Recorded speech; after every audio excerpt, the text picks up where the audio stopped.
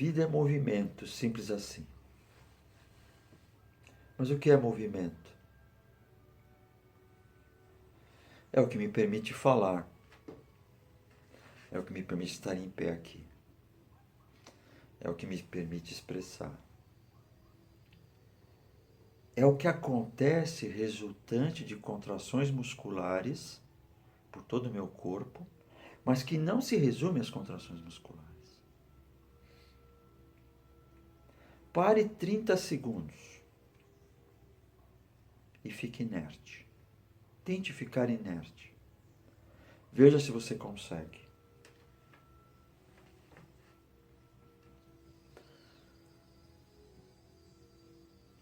Eu vou buscar aqui falar de algo que eu chamo de maneira genérica, mover-se corporal. Mover-se corporal como um valor imprescindível à vida humana.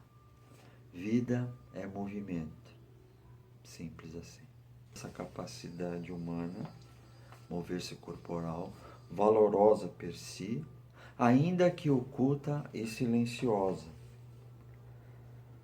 na vida das pessoas. Comum e óbvia, o mover-se corporal torna a vida viável. Mover-se corporal e vida é uma ideia simples. Deixa a vida simples, mas extraordinária. O mover-se corporal cobre uma ampla gama daquilo que compreende a nossa vida. Atividades físicas e esportivas, exercícios físicos, atividades de vida diária, de modo amplo, práticas corporais.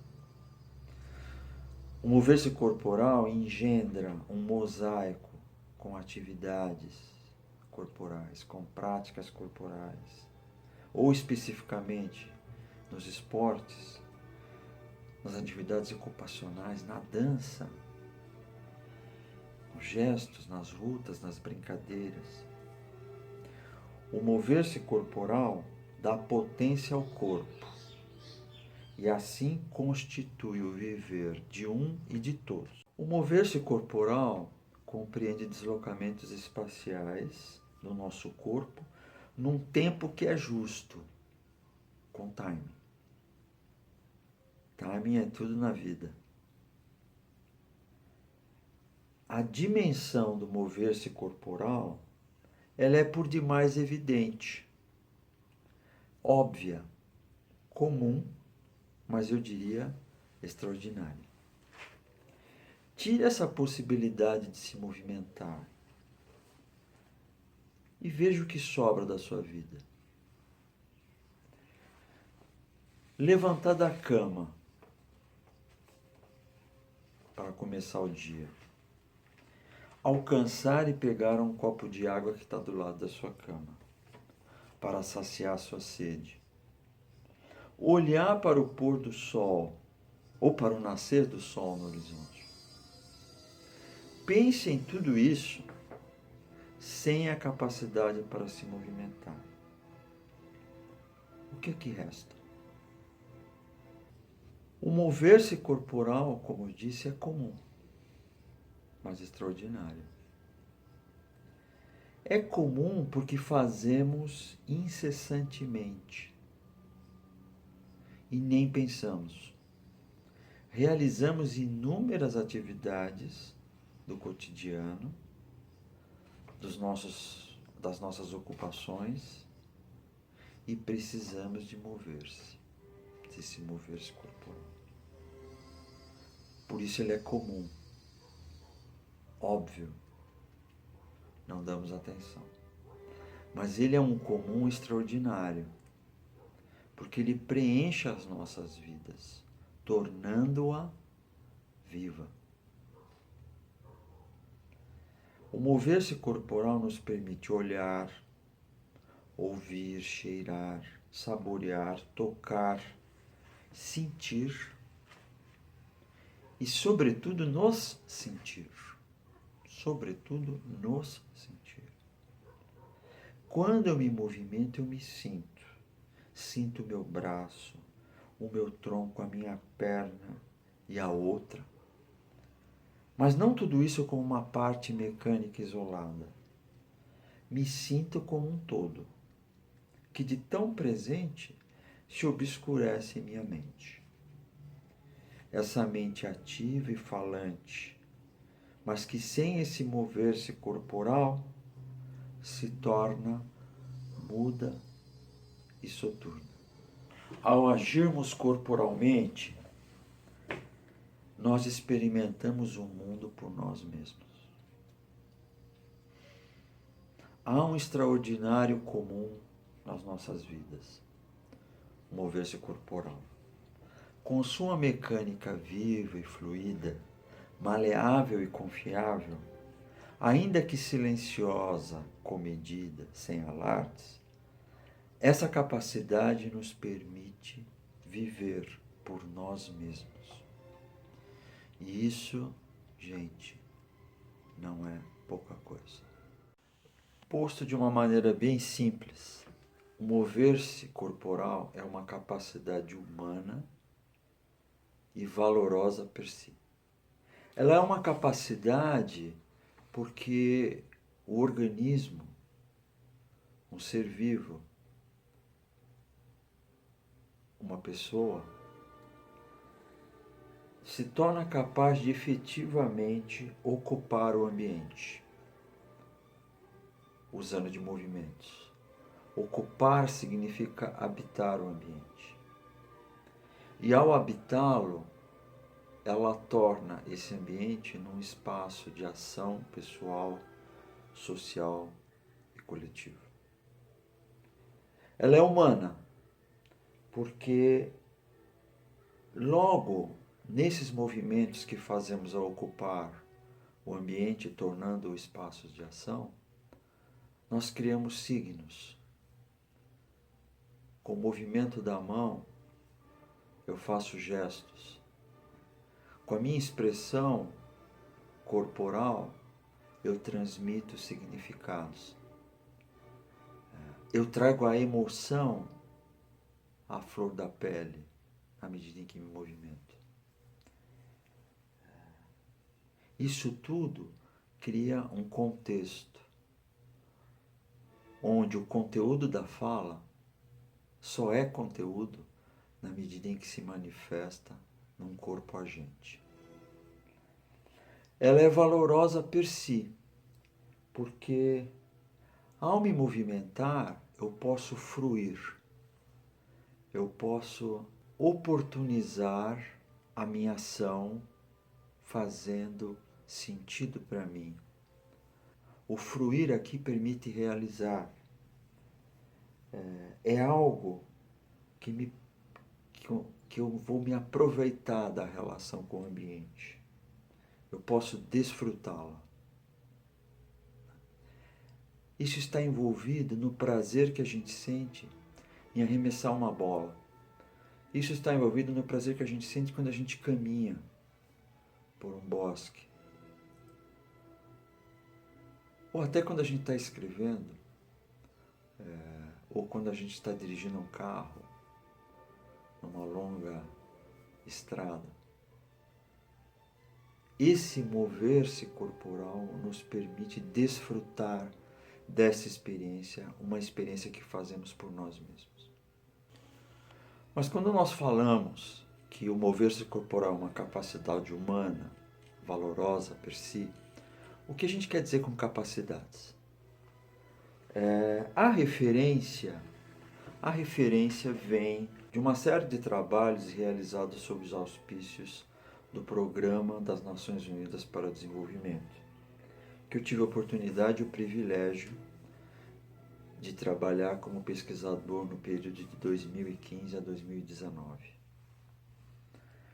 Uma das pessoas mais importantes nesse trabalho junto ao PNUD foi o economista indiano chamado Amartya Sen. Ele escreveu esse livrinho, Desenvolvimento Humano como Liberdade. Aqui ele lança a proposta de uma outra definição de desenvolvimento daquela que a gente está acostumada a ver nos livros de graduação na educação física. Ele fala do desenvolvimento humano como um processo de ampliação de escolhas para que as pessoas consigam realizar-se naquilo que desejam ser. E mais do que isso, o Amartya Sen coloca esse desenvolvimento humano no mesmo rol dos direitos, dos outros direitos humanos. Ou seja, desenvolver-se é um direito. Atrelada a essa visão do Amartya Sen, temos uma outra que é exatamente a que se refere a capacidades. O conceito de capacidades foi desenvolvido por uma professora de direito, Martha Nussbaum, que trabalhou junto ao Amartya Sen. E o que ela diz sobre capacidades? A proposta, tanto do desenvolvimento humano como um direito, quanto da capacidade da professora Nussbaum, é realmente uma proposta abrangente, que busca atar as pontas entre um desenvolvimento humano e uma sociedade com justiça. Ao tomar cada pessoa como um fim, ao focalizar na escolha e na liberdade, e ser comprometida com a pluralidade, preocupada com a injustiça social e a desigualdade, essas propostas têm sido um carro-chefe no desenvolvimento de novos modelos de educação, que buscam influenciar percursos formativos que não são mais centrados em conteúdos, pura e simplesmente, mas sim em como operar esses conhecimentos e experiências para fazer, compreender e transformar. É dessa tríade, fazer, compreender, transformar, que vamos encontrar propostas baseadas em competências de abrangências distintas. Basicamente, nessas propostas, o currículo se torna um percurso formativo que busca combinar de modo articulado fazer, compreender, realizar, apreciar, mobilizar, mas, sobretudo, tornar-se a pessoa, a criança, o jovem, tornar-se. Acho que isso é uma questão importante para a gente trazer para a escola, né? Existe uma questão importante para a gente trazer para a escola, ou não trazer para a escola, mas trazer para uma reflexão sobre a educação física, né? O movimento é vida.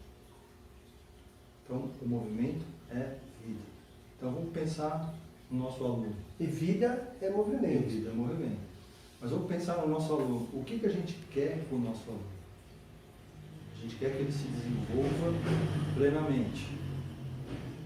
A gente quer que ele tenha o maior desenvolvimento possível para que ele tenha uma vida completa, uma vida que ele consiga explorar todas as suas dimensões o máximo possível. Pensando nisso, né, se o movimento é vida, então o aluno ele se movimenta o tempo inteiro. Não só nas aulas de educação física, mas também nas aulas de educação física.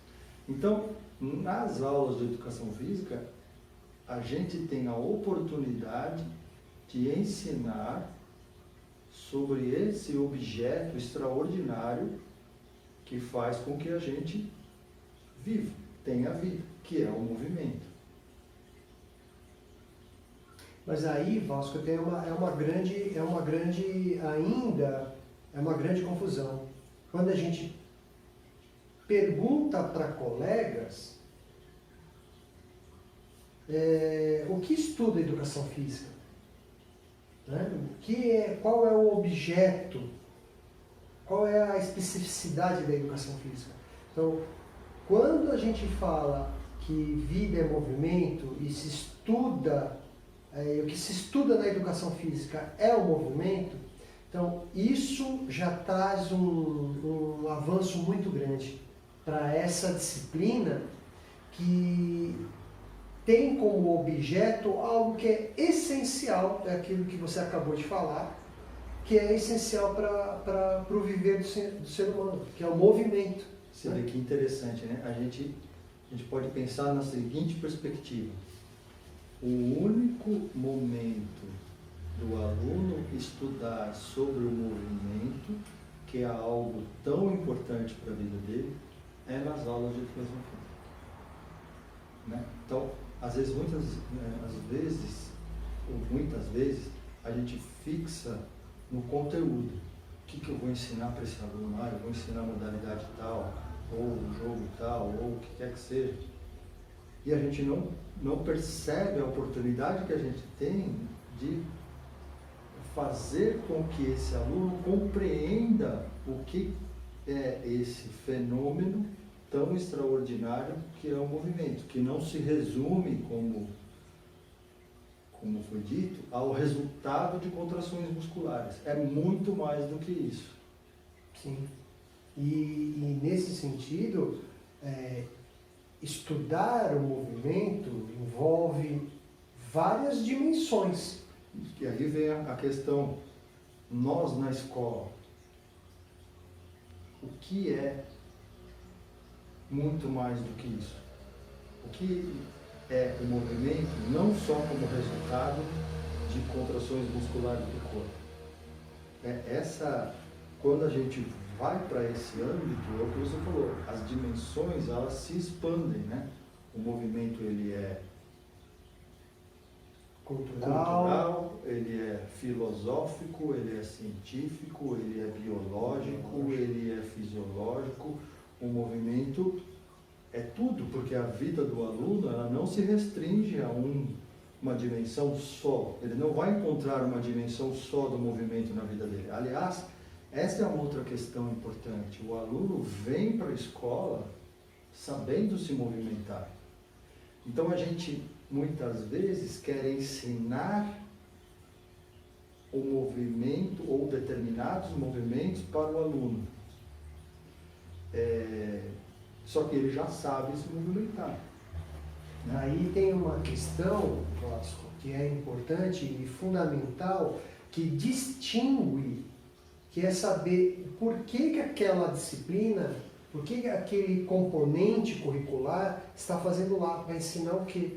Então, se você vai lá para ensinar, como você acabou de falar, né, um jogo, muitas vezes ele pode aprender esse jogo em outros momentos. Ele pode aprender na rua, ele pode aprender numa escola de iniciação esportiva, ele pode aprender num clube, ele pode aprender olhando televisão. Mas aí vem uma questão fundamental, eu acho, que você falou. O aluno vem para a escola já sabendo se movimentar. Ele vem para a escola, ele já sabe brincar, ele já sabe jogar, ele já sabe uma série de práticas que são desenvolvidas na educação física. Então o foco é ensinar mais práticas, ensinar mais movimentos, que ele já sabe se movimentar, ou é ensinar sobre o movimento para a vida dele. Essa é uma questão que deveria nortear e o professor ter claro, né? É exatamente isso, Márcio. O conhecer sobre a prática de um determinado movimento envolveria aí ele expandir as possibilidades de conhecimento sobre essas diversas possibilidades de movimentação que ele poderia ter, não só dentro da escola, mas como usar e aplicar essa movimentação, esse mover-se corporal, que é essencial para a vida dele, não só dentro da escola, mas expandir, extrapolar fora dos muros da escola. Né? E isso que o professor, quando a gente coloca isso na quadra, né, na escola, a gente muitas vezes se preocupa realmente em ensinar o jogo pelo jogo, a regra do jogo, entendendo aquilo como algo essencial para ele viver e usar isso no dia a dia. Então a gente tem o professor de educação física, muitas vezes ele pode ter essa dificuldade de entender quais são, né, os conhecimentos que envolveriam esse movimento que se estuda, né? A gente expandir isso, pensar numa perspectiva maior e diversificada, ampliaria significativamente essas possibilidades pedagógicas dele, né? Uma frase tão curta e um significado tão vasto, né? Movimento é vida. Vida é movimento. Sem dúvida, né? Um dos temas que merece ser discutidos a partir desse levantamento, desse debate promovido pelos colegas é a própria educação física na área de linguagens, né? A gente sabe que a educação física escolar ela tem uma origem fundamentalmente militar, cujos propósitos estavam muito associados à aptidão física, saúde, inclusive aconteceram uma série de avanços em testes de aptidão física nas escolas a partir dessa prisma da educação física escolar.